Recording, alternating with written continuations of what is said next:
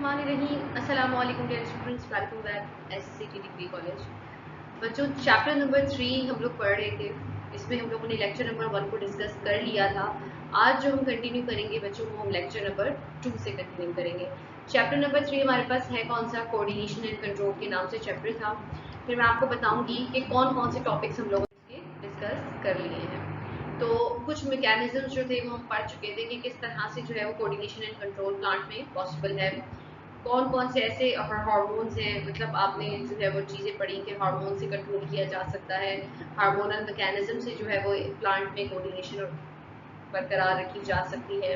इसके अलावा plant movement के थ्रू जो है वो कोऑर्डिनेशन हो सकती है कि कैसे एक्सटर्नल स्टिमुलाई जो है वो क्या करेगा, मैसेज ट्रांसफर करेगा न्यूक्लियाई को, और फिर वो जो है इंटरनली मैसेज उसे ट्रांसफर करवाएगा, ताकि वो जो है जिस तरह से मैंने इसमें एक आपको एग्जांपल भी दी थी कि आप क्या करवा सकते हैं। जैसे लाइट की मूवमेंट है, अगर प्लांट जिस तरफ से सनलाइट आ रही है तो प्लांट उसी तरफ मूव कर रहा था। तो ये चीज़ें आपने जो है वो पढ़ी थी। पॉजिटिव मूवमेंट पढ़ी थी, फोटोट्रॉपिक पढ़ी थी, जियोट्रॉपिज्म, और आपने इसके अलावा इसमें सिग्मोट्रॉपिज्म, ये 3 टाइप्स आप लोगों ने इसमें प्लांट मूवमेंट पढ़ी थी। फिर बायोलॉजिकल क्लॉक की डेफिनेशन देखी थी कि बायोलॉजिकल क्लॉक क्या होता है, ये कौन सा सिस्टम होता है, और सर्केडियन रिदम्स कौन सी होती हैं, एनुअल सर्केडियन रिदम कौन सी होती हैं, आप लोगों ने इन चीज़ों के बारे में डिस्कशन की थी। फिर उसके बाद फोटो पीरियोडिज्म, जिसमें आप लोगों ने short day plant, long day plant and neutral day plant के बारे में बातें की थी और उनकी एग्जाम्पल्स देखी थी। तो ये 4 टॉपिक्स जो थे वो हमारे इस चैप्टर में लेक्चर नंबर 1 में कवर हो गए थे। आज जो हम टॉपिक स्टार्ट करेंगे वो response to the environmental stress, कि इन्वायरमेंटल स्ट्रेस पे जो है प्लांट का क्या रिस्पॉन्स हो सकता है, वो किस तरह से अपने स्ट्रेस को रिड्यूस कर सकता है। तो 5th आज हम ये स्टार्ट करेंगे, और 6th हमारा होगा डिफेंस अगेंस्ट पैथोजेंस। पैथोजेंस से किस तरह से प्लांट जो है वो अपने अंदर जो है वो डिफेंस सिस्टम क्रिएट करेगा, कि उस पैथोजन से, पैथोजन यानी कोई भी ऐसा बाहर का माइक्रो ऑर्गेनिज्म जो उस प्लांट को नुकसान पहुंचा रहा हो, तो उससे वो किस तरह से जो है वो रेजिस्ट कर सकता है, कैसे उसके अगेंस्ट वर्क कर सकता है। तो आप ये 2 चीज़ें आज हम इंशाल्लाह इस लेक्चर में पढ़कर इस चैप्टर को वाइंड अप करेंगे। ओके, तो सबसे पहले देख लेते हैं रिस्पॉन्स टू इस एनवायरमेंटल स्ट्रेस की तरफ चलते हैं कि एनवायरमेंटल स्ट्रेस एग्जैक्टली होता क्या है। बच्चों, कोई भी अनफेवरेबल कंडीशन हो एनवायरनमेंट में, अनफेवरेबल यानी कि जो बर्दाश्त के काबिल ना हो, जो हमारे फेवर में ना हो, ऐसी अनफेवरेबल कंडीशन किस एनवायरनमेंट में that causes the adverse effect on growth, जो क्या कर रही हो, एडवर्स इफेक्ट यानी कि बहुत बुरे इफेक्ट्स डाल रही हो किसके ऊपर, ग्रोथ के ऊपर, क्योंकि हम प्लांट पे बात कर रहे हैं, एनिमल पे भी हो सकता है और ह्यूमन पे भी हो सकता है। ठीक है, तो एडवर्स इफेक्ट वो बहुत ही बुरे असरात दे रहा हो किसके ऊपर, ग्रोथ के ऊपर, उसकी रिप्रोडक्शन के ऊपर, यानी उसके नंबर ऑफ दी पार्टनर्स, बच्चे मतलब इंक्रीज ना हो पा रहे हो, या फिर उसमें जो है वो इसके अलावा प्लांट में ग्रोथ ना हो पा रही हो, and the survival of organism, और उस ऑर्गेनिज्म का इन्वायरमेंट में किस तरह का सर्वाइवल है, और वो किस तरह से सर्वाइवल जो है वो डिस्टर्ब हो रहा होगा, क्या इफेक्ट उसके ऊपर बुरे असरात पड़ रहे होंगे। इस चीज़ को कह सकते हैं कि ये क्या है, इन्वायरमेंटल स्ट्रेस है, कि इन्वायरमेंट ने कौन से बैड इफेक्ट्स उसके ऊपर प्रोड्यूस किए, जिसकी वजह से उसकी ग्रोथ स्टॉप हो गई, जिसकी वजह से उसकी रिप्रोडक्शन स्टॉप हो गई, जिसकी वजह से उसका सर्वाइवल जो है वो इन्वायरमेंट में थोड़ा सा इम्पॉसिबल होना शुरू हो गया। तो इस चीज़ को सबको ओवरऑल क्या कहते हैं, इन्वायरमेंटल स्ट्रेस कहा जाता है। अब इन्वायरमेंटल स्ट्रेस में कौन कौन सी चीज़ें इंक्लूडेड होती हैं, वाटर इंक्लूड होगा, ये भी स्ट्रेस कॉज कर सकता है, इसकी कमी और इसकी ज्यादती होना, ये पानी में जो है पानी की जो कमी है प्लांट के लिए, और इसके अलावा पानी का ज़्यादा होना प्लांट के लिए ये भी नुकसानदेह है। रोशनी यानी कि लाइट, सनलाइट की इंटेंसिटी ज़्यादा हो जाना, या इंटेंसिटी बहुत ही कम हो जाना, या बिल्कुल ही कम हो जाना कि उसका फूड ही प्रिपेयर ना हो पाए, तो ये स्ट्रेस की तरफ चला जाएगा। टेम्परेचर का बढ़ जाना, टेम्परेचर का कम हो जाना, दोनों सूरत हाल प्लांट के लिए जो है वो नुकसानदेह है, क्योंकि जब ज़्यादा टेम्परेचर उसका इंक्रीज हो जाएगा तो रीज़न उसके अंदर जो है वो ट्रांसपायरेशन ज़्यादा होना शुरू हो जाएगी, तो बहुत सारे इफेक्ट्स हैं वो हम आगे पढ़ते जाएंगे। फिर कार्बन डाइऑक्साइड की कमी हो जाना या ज़्यादा उसकी बॉडी में से इवॉल्व हो जाना, तो ये प्रॉब्लम उसके लिए बढ़ सकती है। And other substances are necessary for the plants, और ये सब जो है वो प्लांट के लिए ज़रूरी हैं किसी के हद तक, और एक मॉडरेट क्वांटिटी में होना ज़रूरी है। मैंने आपको बता दिया कि ज़्यादा नहीं हो सकते, ना ही ये कम हो सकते, एक मॉडरेट क्वांटिटी में प्लांट के लिए ये ज़रूरी है। When there is a shortage of these substances, और जब इन substances की शॉर्टेज होना शुरू हो जाएगी, शॉर्टेज कमी होना शुरू हो जाएगी। The plants face great difficulty in perform their functions, और जैसे ही उसको शॉर्टेज होना शुरू होगी तो ऑब्वियसली उसका फंक्शन क्या होगा, डिस्टर्ब हो जाएगा। पीछे मैं वाटर का भी बता चुकी हूँ, ऑब्वियसली फोटोसिंथेसिस डिस्टर्ब हो जाएगी। लाइट की वजह से भी क्या होगा, फोटोसिंथेसिस डिस्टर्ब होगी। टेम्परेचर की वजह से उसमें एक्सचेंज नहीं हो पाएगा, ट्रांसफेरेंस नहीं हो पाएगी आयंस वगैरह की। तो ये आगे जाके पर्टिकुलरली एक एक का जो है वो आपके पास टॉपिक है, तो कंफ्यूज मत हो बिल्कुल भी, और मेरे साथ साथ जो है वो इसे समझते हुए चले। Okay, the different types of the environmental stresses मौजूद हैं, ठीक है, और वो नीचे मैं इनको बयान कर रही हूँ, दिए हुए हैं, जैसे कि वाटर शॉर्टेज और ड्राफ्ट रेजिस्टेंस। वाटर शॉर्टेज कहते हैं पानी की कमी, और ड्राफ्ट कहते हैं सूखेपन में किस तरह से प्लांट जो है वो रेजिस्ट कर सकता है, कैसे अपने आप को बरकरार रख सकता है। ड्राफ्ट यानी कि ऐसी जो है सिचुएशन जिसमें पानी बहुत ज़्यादा ख़त्म हो चुका होता है सॉइल में से, तो प्लांट किस तरह से ऐसी सॉइल में रेजिस्ट करेगा, तो वो आज इसमें पढ़ेंगे। Shortage of water in the soil badly affect the plants. पानी की कमी ऑब्वियसली प्लांट के लिए बहुत ज़्यादा नुकसानदेह है। उसकी जो शॉर्टेज है वो प्लांट की बॉडी को बहुत ज़्यादा इफेक्ट करेगी। रीज़न क्या है, रीज़न ये है कि बेटा जैसे ही जो है वो शॉर्टेज होना शुरू होगी प्लांट की, तो वैसे भी बॉडी, इवन ह्यूमन बॉडी भी अगर हम बात करें तो 70% जो ह्यूमन का जो सेल का स्ट्रक्चर है, ये ह्यूमन की जो बॉडी है, इवन जो प्लांट सेल है वो भी 70 to 90% उसमें वाटर कॉन्स्टिट्यूएंट ज़्यादा है सेल के अंदर। जैसे ही अगर ये सेल के जो कंपोजिशन है वो अगर कम होना शुरू हो जाएगी, उसमें पानी की कमी होना शुरू हो जाएगी, तो हमारे जितने भी प्रोसेसेस बॉडी में हो रहे हैं, जितने भी मेटाबॉलिज्म हो रहा है, ये सब डिस्टर्ब होना शुरू हो जाएगा। फोटोसिंथेसिस के लिए भी पानी चाहिए, वो डिस्टर्ब हो जाएगा डेफिनेटली, और इसके अलावा ट्रांसपायरेशन वाला वर्क वो स्टॉप हो जाएगा। हीट जो है वो इवॉल्व करने वाला प्रोसेस जो प्लांट में है कि जो स्टोमेटास को ओपन कर लेता है और ट्रांसपायरेशन के थ्रू जो है हीट इवॉल्व करता है, तो ये प्रोसीजर डिस्टर्ब हो जाएगा। डिफरेंट किस्म के प्रोसीजर्स जो है वो शॉर्टेज ऑफ वाटर से डिस्टर्ब हो सकते हैं।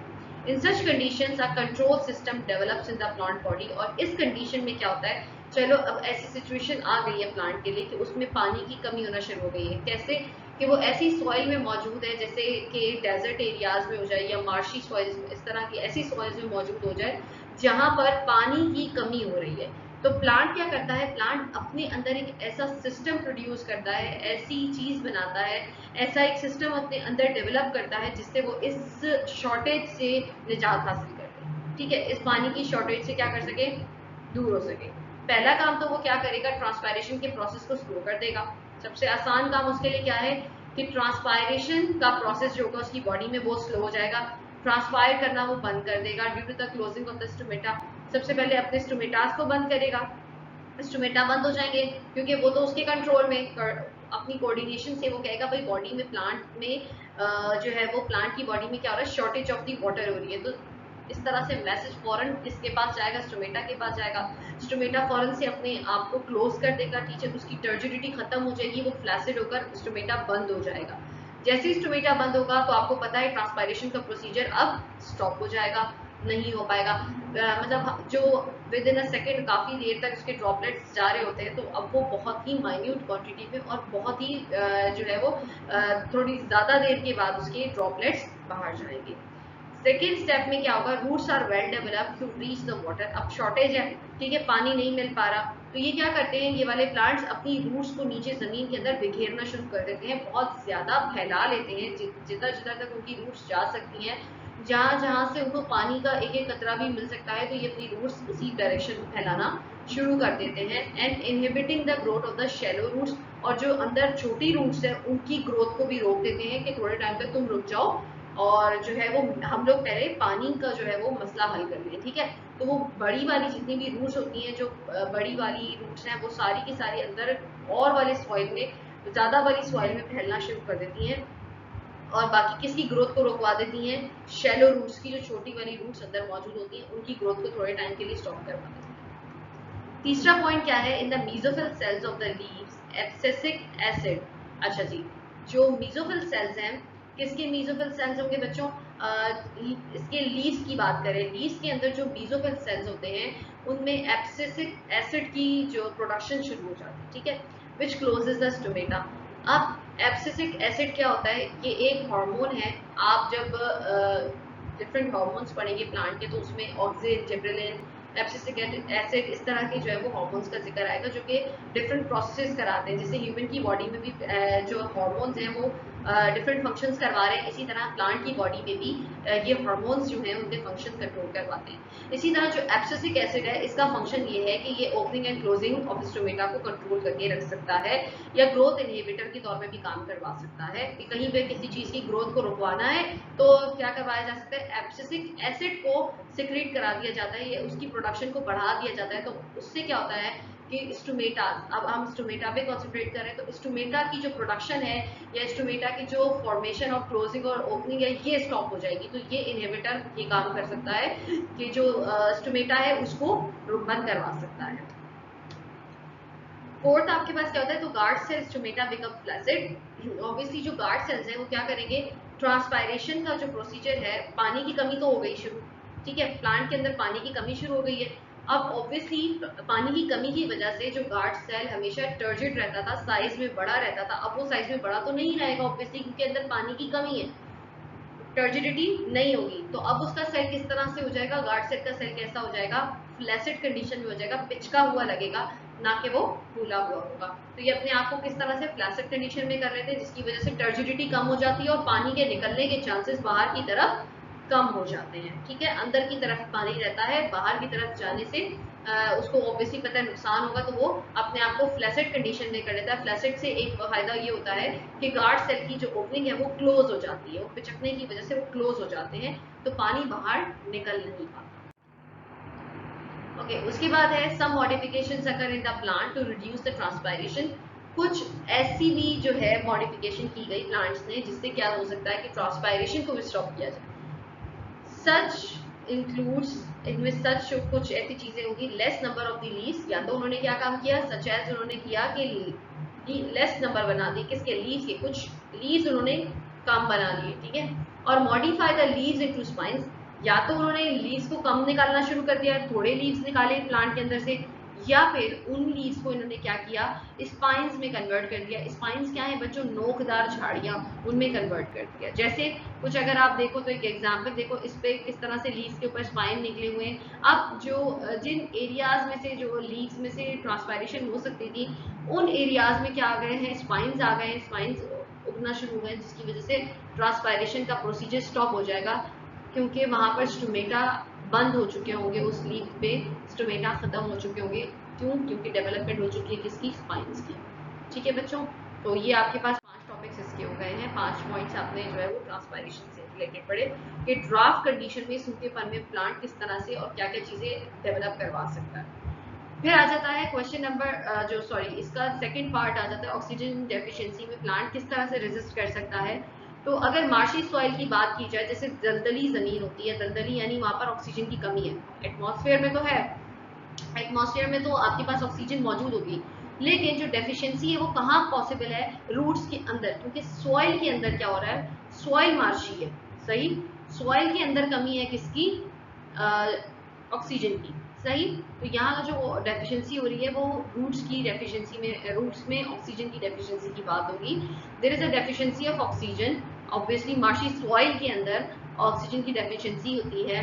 The plants which grow in the marshy soil produces the respiratory or the aerial roots, या आप पहले भी पढ़ चुके हो जब हम लोग हेरोफाइट्स का जिक्र किया था, तो वहां पर भी ऑक्सीजन की कमी थी और इस तरह की एरियल रूट्स निकल रही थी। आपको इस तरह से रूट्स नजर आ रही है जो कि बाकायदा जमीन के ऊपर निकली हुई होती हैं और आउटसाइड द सॉइल नजर आ रही होती हैं, और produces the air tubes to get the oxygen. या तो फिर वो क्या करते हैं, या तो रूट्स निकलवा लेते हैं, रेस्पिरेटरी रूट्स निकलवा लेते हैं, या फिर वो एयर ट्यूब्स के नाम से कुछ ट्यूब्स जनरेट करवा लेते हैं प्लांट के अंदर, जो बाहर की तरफ ही होती हैं, और ये क्या करवा रही होती है, ऑक्सीजन लेने में मदद करवा रही होती है, ठीक है। सॉल्ट स्ट्रेस के लिए किस तरह से रिस्पॉन्स हो सकता है कि जब भी concentration of the salt in the soil is high, obviously आपको मैंने ये बातें पहले भी बता दी थी कि जब आपके पास कॉन्सेंट्रेशन किसकी, सॉल्ट की, सॉइल के अंदर ज्यादा होना शुरू जाती है, then due to the exosmosis water move from inside to the outside. क्या होता है कि मूवमेंट हमेशा कहाँ से होती है, हाइपो से हाइपर की तरफ, ठीक। तो हाइपो कैसी कंडीशन है कि जिसमें आपके पास सॉल्ट जो है वो ज्यादा होगा, अब मूवमेंट क्या होगी, हाइपो से हाइपर की तरफ एक्सोस्मोसिस, यानी कि हाइपो कौन सी कंडीशन है जहां पर इनसाइड से आउटसाइड की तरफ मूव करना शुरू कर देगा। एक्सो का मतलब अंदर वाले सेल से बाहर वाले सेल की तरफ मूवमेंट शुरू हो जाएगी प्लांट बॉडी के अंदर। इन सच कंडीशन प्लांट्स डाई। अगर ऐसी ही कंडीशन रहती तो प्लांट के अंदर जो है वो डेथ होना शुरू हो जाती, क्योंकि सारा जितना भी सेल सॉल्ट अंदर सोल्यूशन मौजूद था प्लांट के सेल के अंदर, जो उसको रिक्वायर्ड था अपनी ग्रोथ के लिए, वो सारा का सारा कहाँ चला जाता, बाहर चला जाता प्लांट की बॉडी से, तो उसकी ग्रोथ इफेक्ट हो जाती, ठीक है, प्लांट डाई हो सकता था। लेकिन अब इस कंडीशन में क्या होता है, जैसे हेलोफाइट्स की example the, such plant produces the salt glands. कुछ ऐसे प्लांट्स जो हेलोफाइट्स के अंदर इंक्लूड किए जाते हैं, इनके अंदर सॉल्ट ग्लैंड्स मौजूद होते हैं जो कि इस removal of the excess salt की हेल्प करते हैं। अब सारा का सारा सॉल्ट बाहर नहीं जाता, अब ये होता है कि जो एक्सेस सॉल्ट होता है वो इस तरह से पत्ते के ऊपर इस तरह से छोटे छोटे सॉल्ट ग्लैंड्स अंदर मौजूद है जो इस सॉल्ट को बाहर निकाल रहे होते हैं, एक्सेस सॉल्ट को बाहर निकाल रहे होते हैं। ठीक है, सारा सॉल्ट जो है वो पानी के जो सेल के अंदर से वो पूरा बाहर की तरफ नहीं चला जाएगा, बस सिर्फ इतना होगा कि जो अंदर कॉन्सेंट्रेशन जहाँ ज्यादा हो रही होगी, मॉडरेट करने के लिए वो क्या करेंगे, उस सॉल्ट ग्लैंड के थ्रू उसको बाहर निकाल देंगे। ओके, उसके बाद देख लीजिए क्या है, response to the high temperature. जब प्लांट्स का टेम्परेचर ऑब्वियसली हाई होता है, बाहर की तरफ जो है वो सनलाइट ज्यादा हो गई, गर्मी ज्यादा हो गई है, इसकी वजह से क्या होगा, प्लांट जो है उसके प्रोटीन्स और उसके एंजाइम्स वर्क करना छोड़ देंगे। ठीक है, आपने वो पढ़ा भी है कि 36 डिग्री सेंटीग्रेड से अगर जैसे ही अबव जाता है तो एंजाइम की एक्टिविटी डीजेनरेट होना शुरू हो जाती है। और ऑब्वियसली कराची में आपके सामने जो टेम्परेचर इस वक्त चल रहा होता है ज्यादातर 36 टू 40 या 42 तक की रेंज तक जाता है। ठीक है, तो इस सिचुएशन में क्या होगा, प्लांट तो डेथ हो जाए, प्लांट की आपको ऑक्सीजन ना मिल पाए, बहुत सारे प्रॉब्लम्स क्रिएट हो जाए। ठीक है, लेकिन ऐसा होता है कि कुछ इन कंडीशंस में क्या होता है, प्लांट रैपिड ट्रांसपायरेशन शुरू कर देता है, तेजी से ट्रांसपायर करना शुरू कर देता है to decrease the internal temperature of the body, ताकि उसका जो बॉडी टेम्परेचर है अंदर वाला वो कम हो सके। ठीक है, अंदर से जब जैसे कूलिंग इफेक्ट, क्या मतलब होगा कि पानी के जो ड्रॉप्स हैं वो पत्ते की सरफेस पे आएंगे तो पत्ते को कूलिंग इफेक्ट मिलेगा, जिसकी वजह से प्लांट का जो टेम्परेचर है वो डिक्रीज होना शुरू हो जाएगा। above 40 degree centigrade heat shock proteins are produce in the body. अगर 40 डिग्री से सेंटीग्रेड बढ़ जाए टेम्परेचर तो हीट शॉक प्रोटीन्स जो है वो बॉडी के अंदर प्लांट की सिक्रेट होना शुरू हो जाते हैं, which protect the enzyme and protein from their breakdown. और दूसरा काम क्या होता है कि वो करते हैं, जैसे ही अगर 40 डिग्री से सेंटीग्रेड जो है बढ़ना शुरू हो जाए, उससे कम है तो ट्रांसपायरेशन से वो ओवरकम कर लेगा, लेकिन अगर उससे ज्यादा कंडीशन चली जाती है तो ये क्या करवाएगा, हीट शॉक प्रोटीन को रिलीज करवाएगा, जो क्या करवाते हैं, प्रोटेक्ट करवाते हैं एंजाइम्स को और प्रोटीन्स को, ताकि वो ब्रेक डाउन ना हो सके। ठीक है, तो ये response to the high temperature हो गया। Now moving towards the response to the cold temperature. Cold temperature में क्या होता है बच्चों, when temperature is very low, जब आपके पास टेम्परेचर बहुत लो कंडीशन में होता है, जब बहुत ही ज्यादा ठंडक वाली जगह होती है, the lipids of the cell membrane are change into the crystals. तो जो सेल मेम्ब्रेन के लिपिड्स होते हैं वो किस में कन्वर्ट होना शुरू हो जाएंगे, डेफिनेटली क्रिस्टल्स में। ठीक है, and it's fluid condition is change. आपको पता है कि जैसे ही टेम्परेचर कम होना शुरू होता है तो बर्फ जमना शुरू हो जाती है, क्रिस्टल्स जमना शुरू हो जाते हैं। तो अगर प्लांट के अंदर जितना भी लिपिड्स मौजूद है, जितना भी लिक्विड फ्लूइड मौजूद है, वो भी तो इस तरह से जमना शुरू हो जाएगा, और फिर क्या होगा, एक्सचेंज नहीं हो पाएगा। फ्लूइड कंडीशन जो है वो किस में कन्वर्ट हो जाएगी, उसकी फ्लूइड कंडीशन जो मूवमेंट वाली कंडीशन है वो एक सॉलिड से मास में कन्वर्ट हो जाएगी, ये क्रिस्टल्स में कह लीजिए, या बर्फ जमना शुरू हो जाएगी।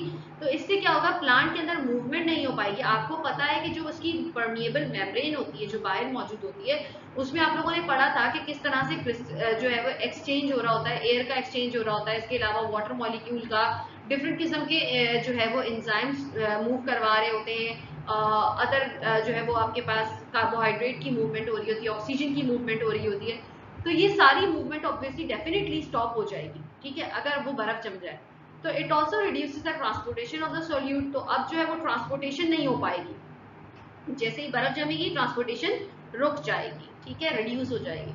At freezing temperature the cell produces different polymers of fructose. फिर क्या होता है, प्लांट क्या करना शुरू करता है, प्लांट अपने अंदर, जैसे ही फ्रीजिंग टेम्परेचर शुरू होता है, वो प्रोड्यूस करता है एक पॉलीमर को, जो फ्रक्टोज का पॉलीमर होता है, बहुत सारे फ्रक्टोज के मॉलिक्यूल्स, फ्रक्टोज एक शुगर का मॉलिक्यूल है, बहुत सारे फ्रक्टोज के मॉलिक्यूल्स मिलकर क्या बनाते हैं, फ्रक्टन्स बनाते हैं। ये फ्रक्टन्स के नाम से है। जब पॉलीमर्स बहुत है, पॉलीमर का मतलब बहुत सारे फ्रक्टोज जब आपस में मिल जाते हैं तो वे एक लॉन्ग सा पॉलीमर बना लेते हैं, उसे फ्रक्टेंस कहते हैं। These fructans change the chemical composition of the cell. ये क्या करते हैं, केमिकल कॉम्पोजिशन को बदल देते हैं, किसकी केमिकल कॉम्पोजिशन को, सेल्स की। And crystal ice are not formed, और जो आइस बन रही होती है अब वो आइस बनना बंद हो जाती है। क्रिस्टल फॉर्मेशन में take place in the cell wall. अब जो क्रिस्टल फॉर्मेशन हो रही होगी वो सेल वॉल के अंदर होना बंद हो जाएगी। ठीक है, तो ये जो है वो सारी इंफॉर्मेशन किससे रिलेटेड है, कोल्ड टेम्परेचर में प्लांट क्या करेगा। एक बात अगर आपको मैं दोबारा रिवाइज करवाऊं तो आपको याद होगा बच्चों कि जब आपने इसमें पढ़ी थी, जब आप परमिएबल मेम्ब्रेन की बात कर रहे थे, सेमी परमिएबल मेम्ब्रेन की जब बात कर रहे थे, प्लाज्मा मेम्ब्रेन की जो प्लांट के बाहर वाली सेल्स में मौजूद होती है वॉल में, तो इस तरह से एक स्ट्रक्चर था जिसको आपने बाय फॉस्फोलिपिड कहते थे ना। फॉस्फोलिपिड इस तरह से होता था जिसमें आपके पास ऊपर फॉस्फेट का ग्रुप होता था और नीचे फैटी एसिड लगे हुए थे। ये फॉस्फेट ग्रुप था, नीचे फैटी एसिड लगे हुए थे। इसकी शो जहां पर ये हो रहा था कि ये टेढ़ी एक लाइन आपको याद आ रही होगी कि परमिएबल प्लाज्मा मेम्ब्रेन के अंदर जब आप बात कर रहे थे तो यहाँ डबल बॉन्ड की प्रेजेंस की वजह से इसकी एक टांग जो थी वो टेढ़ी हो रही थी, और बाकी जो सीधी टांग थी यकीनन वो किसकी वजह से थी, उसकी सैचुरेशन की वजह से थी।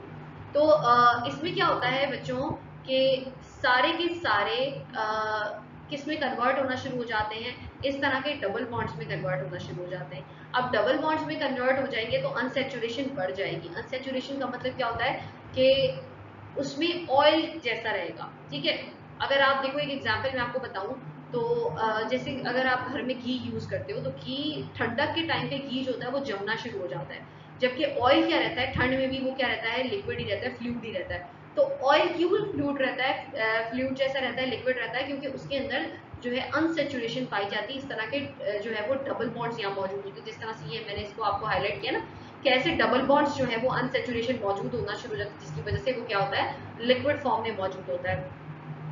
लेकिन अगर घी की बात की जाए तो घी के अंदर अनसेचुरेशन मौजूद नहीं होती, उसमें कोई डबल बॉन्ड पाया नहीं जाता, जिसकी वजह से क्या होता है, वो जमना शुरू हो जाता है। तो इस तरह से जो है वो प्लाज्मा मेम्ब्रेन के अंदर भी फॉस्फोलिपिड्स क्या करते हैं, अपने अंदर अनसेचुरेशन को बढ़ाना शुरू कर देते हैं। और ये अनसेचुरेशन किसकी वजह से बढ़ रही होती है, इस फ्रक्टेंस की वजह से अनसेचुरेशन बढ़ रही होती है। और अनसेचुरेशन बढ़ने की वजह से वो फ्लूइड फॉर्म में ही रहता है, वो किस फॉर्म में नहीं जाता, आइसी फॉर्म में कन्वर्ट नहीं होता। ठीक है, तो ये अनसेचुरेशन का टॉपिक समझ आया कि अनसेचुरेशन की वजह से ये जो है वो फ्लूइड फॉर्म में रहता है। जैसे ही सेचुरेटेड कंडीशन होगी तो वो घी में बनना शुरू हो जाएगा ना, जैसे जमना शुरू हो जाएगा। तो ये अपने आप को किस कंडीशन में रखता है, अनसेचुरेटेड कंडीशन में रखता है। फिर इसके बाद एक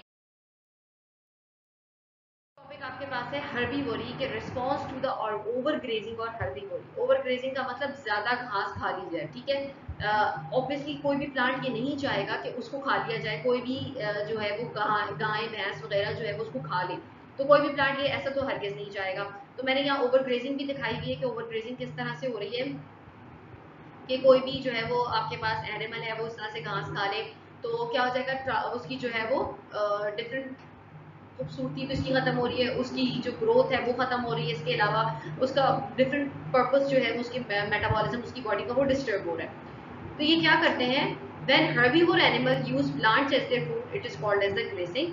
जब भी कोई herbivore animal जैसे एनिमल वगैरह गाय भैंस अगर ये प्लांट को अपना फूड बना के यूज कर रहे होते हैं, उन्हें खा रहे होते हैं, तो इसे कहते हैं grazing. The over grazing causes the great loss to the plant. Over grazing की वजह से प्लांट के अंदर बहुत सारा ग्रेट लॉस हो सकता है। प्लांट की एक तो जो है वो इकोनॉमिकली प्लांट जो है वो खत्म हो सकता है, ज्यादा खा लिया जाए तो फिर प्लांट मतलब एनिमल्स अगर खा लेंगे तो फिर इंसान क्या खाएंगे। ठीक है, तो ओवर ग्रेजिंग से बचाना भी है। So they produces the certain organs for their defence. तो ये क्या करते हैं, कुछ ऑर्गन्स डेवलप कर लेते हैं प्लांट अपनी बॉडी के ऊपर, जिसकी वजह से डिफेंस क्रिएट हो सकता है, यानी ये डिफेंस यानी वो अपना बचाव कर सकते हैं, सच एज स्पाइंस और सम पॉइजनस और डिसटेस्टफुल सब्सटेंसेस। या तो वो स्पाइंस जनरेट करवा लेते हैं, कुछ इस तरह से देखो नजर आ रहे हो कि इस तरह से कुछ स्पाइंस अपने अंदर जनरेट करवा लेते हैं, या फिर वो क्या करवाते हैं, पॉइजनस सब्सटेंस को बाहर सिक्रीट करना शुरू कर देते हैं, जिससे वो कड़वा वगैरह लगना शुरू हो जाता है। जैसे अगर आपको एग्जांपल दूं तो एलोवेरा वगैरह है, तो एलोवेरा कोई भी इतना नहीं खा सकेगा, कोई भी एनिमल नहीं खा पाएगा क्योंकि वो कड़वा होना शुरू हो जाता है। तो अपने अंदर या तो वो अपने अंदर इस तरह की कोई ना कोई पॉइजन सब्सटेंसेस या डिसटेस्टफुल ऐसे सब्सटेंसेस को जनरेट करवा लेते हैं या ऐसे प्रोड्यूस करवाना शुरू कर देते हैं जिनका टेस्ट खराब होता है, तो वो वैसे ही छोड़ देते हैं। ठीक है, तो इस तरह से जो है वो हर्बीवोरी को कंट्रोल किया जा सकता है। प्लांट इस तरह से अपने अंदर ओवरग्रेजिंग को कंट्रोल कर सकता है। फिर छठा पॉइंट आपके पास था डिफेंस अगेंस्ट पैथोजेंस। पैथोजेंस कौन कौन से होंगे जो प्लांट को जिसकी वजह से प्लांट को डिफेंस की जरूरत होगी? तो viruses, bacterias, fungi and other pathogens. अब इन सबको एक जगह पे पैथोजेंस के तौर पे ले लिया गया है कि वायरस भी प्लांट को नुकसान पहुंचाएगा, बैक्टीरिया भी, फंजाई भी और डिफरेंट पैथोजेंस इसके अलावा भी कुछ और हो सकते हैं। Causes the disease in the plant, ये जो है वो प्लांट के अंदर डिजीज प्रोड्यूस करते हैं। Against this disease the plant produces the immune system. अब इन डिजीज से बचने के लिए प्लांट क्या करता है? अपने अंदर एक इम्यून सिस्टम को डेवलप कर लेता है, अपने अंदर एक ऐसा सिस्टम डेवलप करता है जो क्या करता है? इन बैक्टीरियाज से या इन वायरसेस से लड़ने की ताकत प्रोवाइड करता है, पैथोजन से लड़ने की। ठीक है, तो पहली लाइन पे आ जाइए। The outer layer epidermis is a protective covering around the body of the plant. Plant की बॉडी की जो सबसे बाहर वाली लेयर होती है, जैसे एपिडर्मिस कहते हैं, सबसे बाहर वाली लेयर कौन सी होती है प्लांट की बॉडी की? As you all know that कि वो तो एपिडर्मिस ही है। एपिडर्मिस जो सबसे आउटर कवरिंग है, इसे पहले कहते हैं फर्स्ट लाइन ऑफ डिफेंस। पहली जो होती है, पहली लाइन डिफेंस किसको कहते हैं? एपिडर्मिस को कहते हैं। कि अगर पैथोजन उस लाइन के थ्रू या उस एपिडर्मिस के थ्रू अगर एंटर हो भी जाता है तो वो पहली लाइन है बचाव के लिए। ठीक है, कुछ पैथोजेंस जो है वो नहीं अंदर इंटर हो पाते उस एपिडर्मिस के थ्रू, उनके अंदर इतनी पावर नहीं होती कि वो अंदर जो है वो अपना पूरा जो है वो कोट अंदर इंसर्ट कर सके। जैसे अगर वायरस की बात की जाए तो वो सिर्फ पूरा प्रोटीन कोड उसके अंदर नहीं डालता, वो सिर्फ अपना डीएनए इंसर्ट करवा पाता है। ठीक है, तो वो पहली लाइन को तो डिस्ट्रॉय करके अंदर चला गया। लेकिन कुछ ऐसे भी पैथोजेंस होते हैं जो पहली लाइन को डिस्ट्रॉय नहीं कर पाते, तो वो वहीं से वापस चले जाते हैं। लेकिन अगर जो पैथोजेंस पहली लाइन को डिस्ट्रॉय करके या एपिडर्मिस को खत्म करके अंदर आ जाएं, तो फिर उन्हें किस चीज का सामना करना पड़ता है? When the pathogen enter the plant body. अब जो पैथोजन है वो प्लांट बॉडी के अंदर एंटर हो गया थ्रू स्टोमेटा। ठीक है, या तो एपिडर्मिस ने वापस कर दिया अब उसे कि भाई मेरे अंदर तो मैं तो तुम्हें इजाजत नहीं दूंगा आने की। तो अब किसके थ्रू वो आना चाहेगा? वो अब स्टोमेटा के थ्रू आएगा या फिर कोई और रास्ता, जैसे लेंटिसिल्स वगैरह, इसके अलावा स्टोमेटास वगैरह, इनके थ्रू अंदर आने की कोशिश करेगा। Then plant produces a certain chemicals to kill them. तो अब प्लांट क्या करेगा? उन स्टोमेटास के थ्रू, उन लेंटिसिल्स के थ्रू क्या काम करवाएगा? कुछ केमिकल को प्रोड्यूस करवाएगा जो कि उनको वहां पर स्टॉप करने की कोशिश करेंगे। ठीक है, तो इस सिस्टम को क्या कहते हैं? सेकंड लाइन ऑफ डिफेंस कहेंगे। कि पहला डिफेंस किसने किया? एपिडर्मिस ने किया। दूसरा डिफेंस किसने किया? स्टोमेटास ने और लेंटिसिल्स वगैरह ने, और या फिर दूसरे डिफरेंट पार्ट्स ने। तो इसकी वजह से क्या होता है कि प्लांट की बॉडी बच जाती है। लेकिन अगर वो ज्यादा पावरफुल पैथोजन है तो वो क्या कर सकता है? इस सेकंड लाइन को भी क्रॉस करके अंदर आ सकता है। In infected plant and antibiotic phytoalexin is produce. जो इन्फेक्टेड प्लांट होता है, ऐसा प्लांट, जैसे इसको आप देख लो, एक तो आपके पास रेजिस्टेंट प्लांट है, ऐसा प्लांट जो क्या है जिसने रेजिस्ट कर लिया, भाई उससे बचाव कर लिया, इसने उसको वापस भेज दिया। लेकिन जो डिजीज प्लांट है, जिसकी जो लीफ है उसके ऊपर आपको इफेक्ट नजर आ रहा होगा यहाँ पर, कि यकीनन डिजीज ने, जैसे टोबैको मोजाइक वायरस ने, आपको पता था टोबैको जो है लीव्स, उसके अंदर डिजीज जो है वो कॉज की थी पोटैटो लीव्स के अंदर या टोबैको लीव्स के अंदर। तो इस तरह के जो है वो वायरसेस थे, इसने लीव्स को खराब करवा दिए थे। ये वो जो आपके पास टोबैको मोजाइक वायरस जो है, ठीक है, ये क्या करवा रहे होते हैं आपके पास? इस तरह से जो लीफ है उसको खराब करवा देते हैं और जो आने वाली पोटैटो की जो नस्लें हैं वो खराब हो जाती हैं। तो इससे क्या होता है? इस produce which affected to kill the micro organism. तो कुछ जो इन्फेक्टेड होते हैं, अब वो अपने अंदर जो है वो नया इम्यून सिस्टम डेवलप करने की कोशिश करते हैं, नया जो सिस्टम है वो बनाने की कोशिश करते हैं, क्योंकि दोनों लाइन तो डिफेंस की वो क्रॉस करके अंदर आ चुका है। अब उसे किसी ना किसी तरह तो रेजिस्ट करना है ना, प्लांट ने अपनी जान तो किसी तरह बचानी है। तो वो क्या करवाता है? वो अपने अंदर एक एंटीबायोटिक को जो है वो इंट्रोड्यूस करवा रहा होता है, या अपने अंदर एक प्रोड्यूस करवाता है। जैसे ही एंटीबायोटिक प्रोड्यूस होती है, वो कौन सी है? फाइटोएलेक्सिन्स के नाम से एंटीबायोटिक है, जो क्या करती है? इस माइक्रो ऑर्गेनिज्म को वहीं किल कर देती है ताकि वो डिजीज को आगे ना बढ़ा सके। तो अगर कुछ जो है वो एंटीबायोटिक्स इस तरह से प्लांट में अगर इस तरह से भी कंट्रोल ना आ सके कि एंटीबायोटिक भी ना हो सके, तो फिर क्या किया जाता है, तो फिर बाहर से प्लांट को ट्रीटमेंट इंसान या किसान वगैरह जो होते हैं वो देते हैं, ट्रीटमेंट प्लांट को देते हैं, जिसकी वजह से प्लांट जो है वो रेजिस्ट कर जाता है और उनकी फसलें तबाह होने से बच जाती हैं। तो स्टूडेंट्स यहाँ तक जो था वो हमारा चैप्टर नंबर 3 कंप्लीट होता है। कोऑर्डिनेशन एंड कंट्रोल के बारे में हम लोगों ने दोनों मतलब डिफरेंट टॉपिक्स को कवर कर लिया अल्हम्दुलिल्लाह। तो इंशाल्लाह नेक्स्ट लेक्चर में हम लोग मिलते हैं, डिफरेंट चैप्टर के साथ मिलते हैं। तब तक के लिए आप लोग अपना ख्याल रखें, और इसमें अगर किसी भी किस्म की कोई कंफ्यूजन है या कोई ऐसी बात जो रह गई है तो you can ask me during the class, ठीक है। तो मिलते हैं अगले लेक्चर में, तब तक के लिए अपना ख्याल रखें। अल्लाह हाफिज।